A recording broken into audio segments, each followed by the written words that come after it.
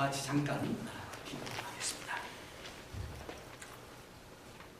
아버지 하나님, 이 시간은 하나님의 귀한 말씀을 선포하는 시간입니다. 말씀을 전할 때에 부족한 것에 입술을 주장하시고 또 말씀을 듣는 우리 모든 성도들 한 영혼도 졸지 않냐고 정신 바로 차려서 하나님의 말씀을 통해서 우리의 영혼을 새롭게 하고 우리의 정신을 맑게 하고 새로운 각오와 결단이 있는 그런 시간이 되게 해 주옵소서. 감사하며 예수님 이름으로 간절히 기도했습니다. 아멘. 남북 이스라엘을 합해서 가장 오랫동안 통치한 왕이 누구냐? 누구겠습니까? 므낫세. 또 이스라엘 유다 통틀어서 제일 악한 왕이 누구냐? 다 뭐 왕들이 악한 사람 많은데 제일 먼저 떠오르는 이름이 므낫세입니다. 오늘 그 므낫세를 한번 우리가 살펴보면서 우리 인간에게 제2의 기회를 주시는 하나님, 여러분과 저에게 second chance, 두 번째 기회를 주시는 그 하나님에 대해서 한번 생각을 해보기를 원합니다.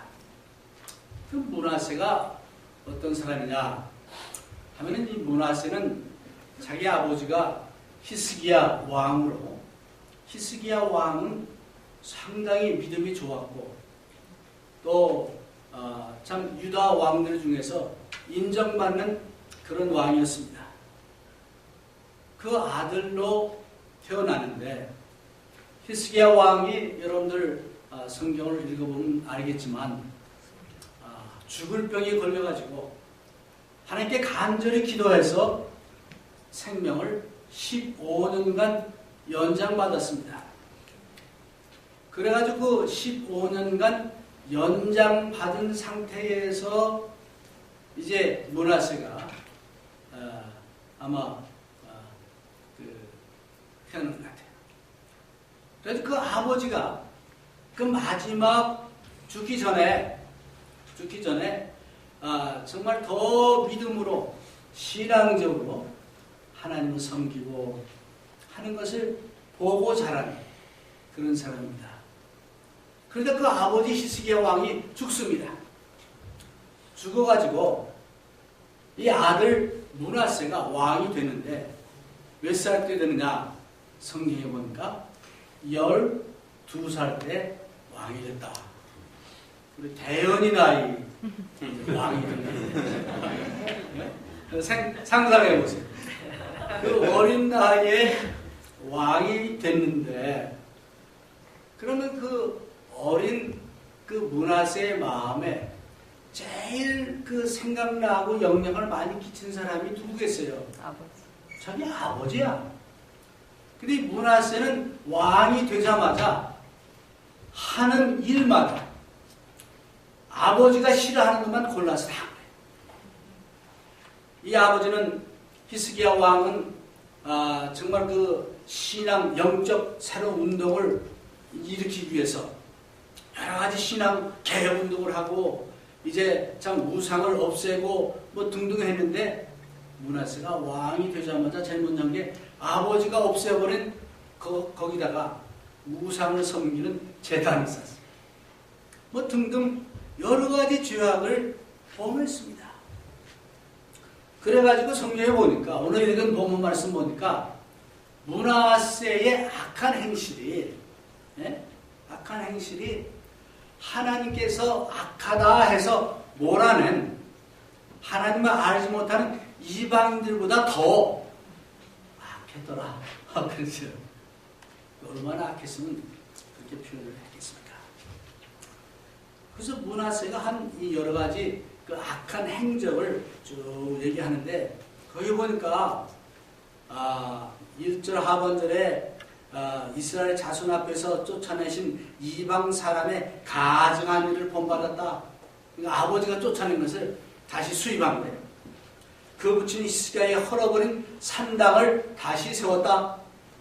바알들을 위하여 단을 쌓았다. 이 바알이라는 신은 그 당시 중동 지역에 널리 흩어져 있던 모든 민족들이 섬겼던 그런 우상입니다. 이걸 또 이제 참 했고, 아세라 목상을 만들며, 아세라는 여자 신인데 전쟁의 신, 또 사랑의 신, 뭐 그런 신입니다. 그래서 아세라를 이 나무로 만들어 가지고 이걸 세웠다는 거예요. 근데 그 뒤에 보면은 이 아세라 목사 자기가 만든 그 상을 예루살렘 성전 안에, 거룩한 성전 안에 갖다 세워놨다. 그 얼마나 하겠어요. 그 다음에 5절에 보니까 여호와의 전 두 마당에 하늘에 1월 성신을 위하여 단들을 쌓고, 그러니까 해와 달과 별들을 또 섬기는, 옛날부터 그런 게 많이 있었어요. 우리 한국에도 있습니다.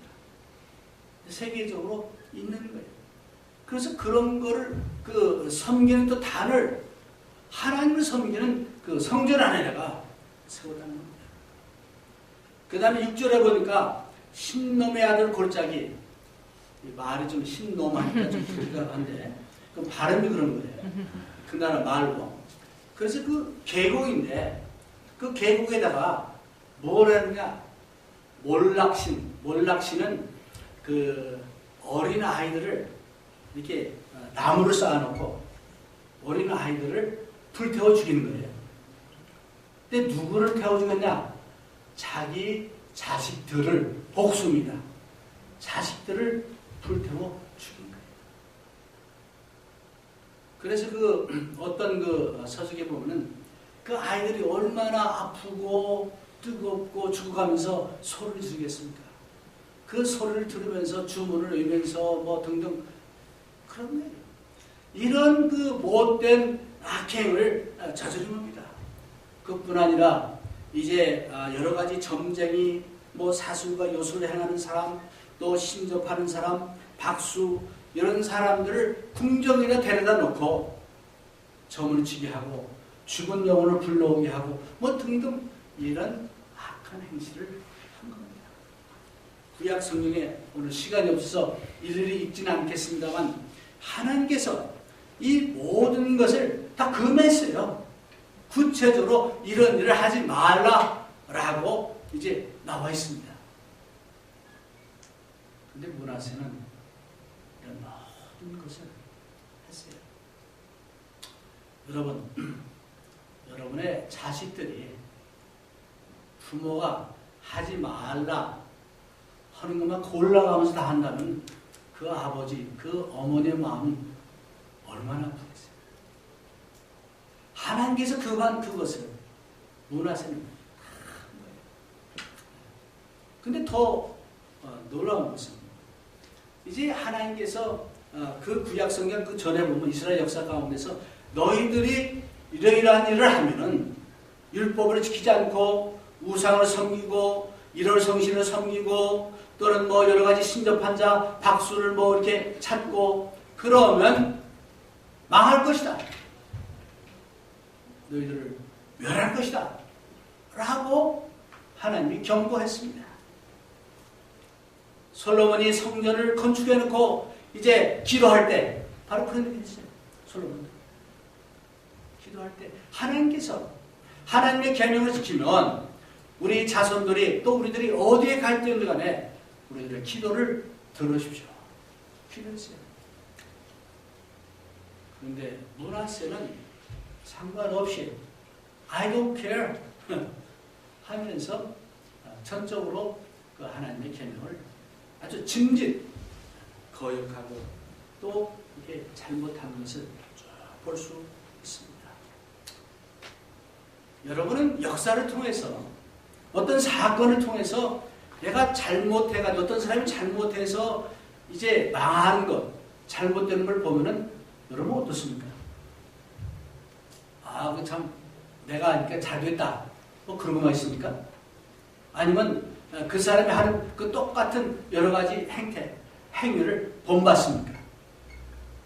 일반적으로 머리가 있는 사람이라면 역사를 통해서 교훈을 받아야 돼요. 그렇죠? 저렇게 하면 안 되는구나. 저렇게 하면 망하는구나. 배워야 하는데 문하세는 그 아버지가 그렇게 보여줬고 가르쳤는데 또 자기 조상들이 그렇게 하지 말라고 했는데 또 자기 조상들이 그렇게 했을 때에 잘못된 모습을 직접 보고 체험했는데 그럼에도 불구하고 나는 내 뜻대로 합니다. My way. 내 길대로 갑니다. 그런 자세이죠. 어쩌면 이것이 오늘 현대인의 또 모습 중에 하나가 아닐까요? 오늘 여러분이나 나나 너무나 과학이 발달하고 너무나 편리한 세상 속에 살고 있으니까 하나님 필요 없어. 다른 사람의 도움 필요 없어. I can do. 내가 모든 걸 다 할 수 있어. 라고 생각하니까 교만한 마음이 드는 거죠. 그래서 하나님을 멀리하고 하나님께 처마는 또는 부모의 그 간곡한 교훈도 듣지 않는 그런 세대가 어쩌면 오늘날의 세대가 아닌가 이런 생각을 합니다. 그래서 이 문하세 참 우리가 연구를 많이 해봐야 할 그런 사람입니다. 저도 문하세에 대해서는 설교를 아마 처음 하는 것 같아요. 왜냐하면 그 사람한테 뭐 배울 게 있어. 그 사람의 그 삶을 통해서 배울 게 별로 없다라고 생각을 하기 때문에 아마 의도적으로 안 하는지 모르겠습니다. 오늘 그러나 그렇게 악하고 정말 하나님의 마음을 아프게 하고 또 이제 그 아버지의 마음, 그 아버지가 살아있다면 또 그 가족들, 부모들이 참 어머니나 다른 사람 볼 때 얼마나 마음이 아프겠습니까? 다른 길로 이렇게 갔어요. 이제 여기 보니까 8절에 7절 보니까 자기가 만든 아루새긴 목상을 하나님의 전에 세우더라. 옛적에 하나님이 전에 대하여 다윗과 그 아들 솔로몬에게 이르시기를 내가 이스라엘 모든 지파 중에서 택한 이 전과 예루살렘에 내 이름을 영원히 두지라. 어떻게 하면 하나님의 계명을 지키고 하나님을 잘 섬기면 영원히 둔다고 했는데 약속했는데 문하세는 그거 무시하고 my way 내 하고 싶은 대로 이제 한 겁니다. 그래서 9절에 보니까 유다와 예루살렘 거민이 문하세의 꾀임을 받고 악을 행한 것이 여호와께서 이스라엘 자손 앞에서 멸하신 열방보다 더욱 심하였더라. 여기서는 문하세뿐 아니고 문하세의 꾀임을 받고 악행을 행한 모든 이스라엘 백성들을 여기서 얘기하고 있습니다. 여러분, 지도자 하나 잘못 만나면 쉽게 잘못 갈 수 있습니다. 2차 대전 당시에 이제 히틀러가 주님 그 뭡니까? 그 잘못하니까 전부 여러분하고 잘못된 길로 가려 했습니다. 하나님의 그 길대로 가지 않고 하는 것을 정말 왕이라도 잘못된 길로 가면 충원을 하고 따르지 말아야 하는데 이스라엘 백성들도 따라서 행했더라. 물론 1차적인 책임은 왕, 악한 왕 문하세에게 있겠죠. 근데 결국 그 책임을 물어서 하나님께서 이제 어떤 징벌을 했습니까? 10절에 보니까 여호와께서 문하세와 그 백성에게 이르셨으나 저희가 듣지 아니하고. 사실은 하나님께서는 역사를 통해서 볼 때 항상 자기 백성들이 잘못 되어지면은 선지자를 보내가지고 잘못됐다 고쳐라. 잘못된 길로 가는데 이거 바로 와라. 해줍니다. 경고하는데 문하세에게도 선지자를 통해서 경고의 말씀을 주었습니다. 그런데도 불구하고 그 선지자들을 문하세는 어떻게 했느냐? 죽였어요. 열왕기 하에 보면은 열왕기하 그 21장에 보면은 그 문하세가 의로운 사람, 무죄한 사람들 얼마나 많이 죽였는지 예루살렘 성 동쪽에서 서쪽까지 피가 흥건하더라. 피가 가득했더라. 라고 표현했습니다. 전승에 의하면 이사야 선지자가 므낫세 시대에 죽임을 당했는데 시브리서 12장에 보면은 11장에 보면은 거기 믿음의 조상들이 고통받고 고난당한 얘기가 쫙 나오는데 그 중에 어떤 이는 톱으로 잘려 죽고 그게 나오는데 그게 이사야를 가리킨다 라고 많은 사람이 합니다. 톱으로 잘라서 반으로 잘라서 죽였다. 요즘 톱이 아니라 칼로 죽이는 뭐 이런 걸 우리가 보는데 얼마나 끔찍해. 하나님의 그 선지자를 그렇게 무참하게 죽였어요. 이게 정말 악한 왕 중에서도 악한 왕. 근데 우리가 그 이스라엘 역사를 쭉 보면요, 특히 그 북쪽 왕국이 먼저 망했잖아요. 근데 그 북쪽 왕국에서 행한 일들이 지금 므낫세에 한 그 모든 그 악한 일을 다 했어요. 그래서 그런지 북쪽 그 왕국은요, 한 10여 년밖에 안 되는데 그 안에 왕이 한 20명 갈렸습니다. 근데 그 20명 중에서 7명이 암살당했어요. 얼마나 그 나라가 불안정하고 그랬겠습니까? 그러니까 하나님을 저버리고 하는 그런 그 민족, 그런 사람은 이렇게 될 수밖에 없음을 압니다. 그래서 이제 지금까지는 서론입니다. 므낫세가 이렇게 악한 왕이다. 이런 그 악한 행위를, 악한 짓을 많이 한 사람이다. 라는 것을 우리가 먼저 좀 생각을 하고, 그 다음으로 봅시다. 우리 12절 다 같이 한번 듣겠습니다. 12절. 저가 환난을 당하여 그의 하나님 여호와께 간구하고 그의 조상들의 하나님께 경배하여.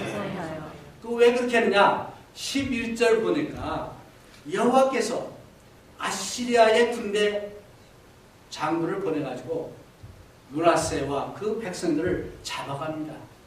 잡아가는데 어떻게 잡아갔냐? 하나님처럼 이렇게 마음대로 행동하고 악한 짓을 다 했던 그 므낫세를 첫째는 코를 꿰었다고 그랬어요. 코를 어떻게 끼는지 모르겠지만 코를 끼고, 그 다음에 손과 발을 쇠사슬로 묶고, 한번 상상해 보세요. 왕이었던 사람을 코를 끼고 빨리 안 가면 코를 잡아 또 쇠사슬로 팔과 다리를 묶어가지고 그 예루살렘에서 머나먼 길 바벨론까지, 아시리아 그 먼 데까지 걸어서, 아마 채찍도 맞았겠죠. 그러면서 이제 간 거예요. 가가지고 정말 밑바닥까지 내려간 거예요. 므낫세가 왕으로 있던 그런 사람이 가장 밑바닥까지 갈 수 있는 거기까지 가. 여러분 그 영화 같은 데 보면은 포로로 잡혀가면요, 왕이고 뭐 귀족이고 소용없어요. 어떤 경우는 막 옷도 다 벗기고 그냥 그래가지고 막 줄줄이 그 짐승 끌고 가듯이 끌고 가잖아요.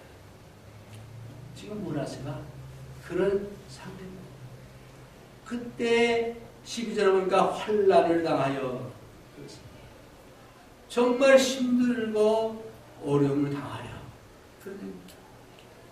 그 하나님 여호와께 간구하고, 여기 그 하나님은 그의 하나님입니다. 그럼 이전까지 므낫세는 하나님으로 여겼습니까? 아니에요. 하나님 하라는 거 다 그냥 반대로 했어요. 근데 그 하나님께 참 간구하여, 그 다음에 그 열조의 하나님 앞에 크게 경배하여. 그 말은 자기의 조상의 하나님이십니다. 자기 조상들의 말을 전혀 안 듣고 반대만 했던 그 사람인데, 그 하나님께 겸비하여 정말 낮아져서 겸손해서 하나님께 기도했더라. 그랬습니다. 저는 이 모습을 읽으면서 그 문득 탕자의 비유를 생각했습니다. 제 집에 가면은 그 2층 침실로 가는 거기에 계단 거기에 그 렘브란트가 그린 탕자의 그 비유, 돌아온 탕자의 그림이 있습니다. 그 돌아온 탕자 그 그림을 보면은 그 렘브란트가 그린 그림을 보면 그 아버지가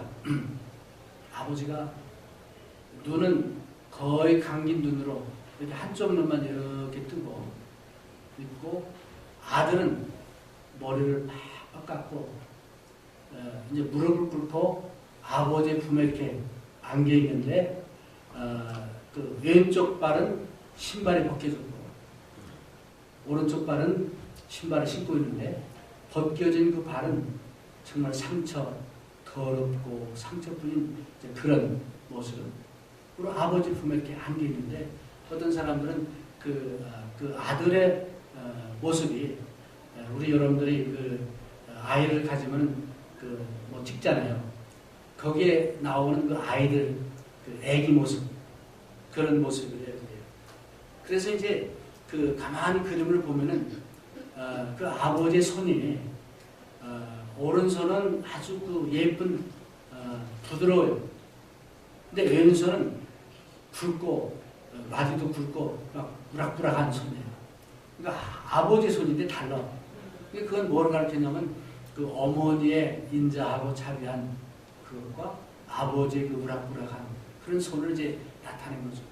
그래서 그 아버지가 정말 기다렸던 떠나갔던 그 아들을 기다리다가 이젠 지치고 그랬지만은 그 아들이 돌아오니까 애를 안고 눈은 조금 초점이 흐리고 안 보이는 것 같지만은 그 정말 아들을 만난 그 기쁨과 감사한 그런 걸 표현합니다. 근데 그 옆에는 그 큰아들이 이렇게 딱 했는데 옷 잘 입고 전혀 감정이 없는 모습을 딱 서 있는. 근데 그 렘브란트 그림이 이 빛을 많이 이용했어요. 그 하이라이트를 그 큰아들한테 비치고 아버지한테 비쳤는데 큰 아들의 그 표정이 그야말로 동정심도 없고 그 안타까운 마음도 없고 그냥 그 아버지하고 그 자기 동생이 안고 있는 모습을 보고 아마 속으로 얼마나 짠하겠어요. 못만 다하겠어요. 그런 모습. 저는 이 므낫세가 코를 끼워가지고 쇠사슬에 흘려가는 그걸 보면서 그 그림이 생각났어요. 렘브란트가 어쩌면 이 므낫세의 모습을 그렸더라면 그래서 그런 상황에서 겸비해서 하나님께 간구하는 므낫세. 여러분, 나 같으면 그런 사람은 절대 용서 못하겠죠. 한두 가지가 아니고 철저하게 하나님을 배신하고 하나님을 거역하고 철저하게 이제 그 가르침을 따르지 않았던 그러한 므낫세였지만 여기 겸손해가지고 회개하고 하나님께 간구하니까 13절에 보니까 기도한 거로 하나님 그 기도를 받으시며 그 간구를 들으시사 저로 예루살렘에 돌아와서 다시 왕위에 거하게 하시매 므낫세가 그제야 여호와께서 하나님이신 줄을 알았더라. 어렸을 때부터 하나님을 듣고 배웠습니다. 근데 진짜 하나님을 알지 못했는데 그때서야 정말 가장 밑바닥에 가서 하나님께 저는 죽을 죄입니다. 저를 용서해 주십시오. 저를 구해 주십시오. 하는 마음으로 회개하고 기도했을 때 하나님께서 그 기도를 들어주시고 다시 용서해 주셨습니다. 여러분은 삶 가운데서 내 삶에서 이런 부분은 좀 영원히 좀 없어지면 좋겠다 하는 그런 어떤 것이 없습니다. 우리가 진심으로 하나님 앞에 회개하고 간구하면 또 하나님께 돌아옵니다. 하나님께서는 모든 사람들을 용서해 주시고 받아주신다 하는 그런 메시지가 오늘 여기 있습니다. 므낫세도 하나님이 용서해 주십니다. 하나님의 크신 은혜와 또 하나님의 그 사랑을 통해서 우리 모두에게는 제2의 기회가 다 있다는 겁니다. 어쩌면 오늘 우리가 살아서 이곳에 앉아가지고 예배 들을 수 있다는 것 자체가 여러분 제2의 기회가 있습니다. 안 그렇습니다. 여러분 그러기에 지금 내가 할 수 있는 이 시간에 하나님이 나에게 기회를 주신 이때에 지나온 과거 어떻게 살았든 또 어떤 실패를 했든 상관하지 말고 지워버리고 하나님이 나에게 주신 이 기회, 이 오늘 프레젠트 이날에 하나님께 돌아와서 하나님 저를 받아주십시오. 하나님 다시 시작하겠습니다. 그런 마음으로 이제 돌아올 때 하나님 여러분을 감싸고 오냐 잘 왔다. 내가 항상 너와 함께한다. 라는 그런 용서의 하나님, 긍휼의 하나님 그 메시지를 오늘 이 이야기를 통해서 배울 수 있기를 바랍니다. 아멘.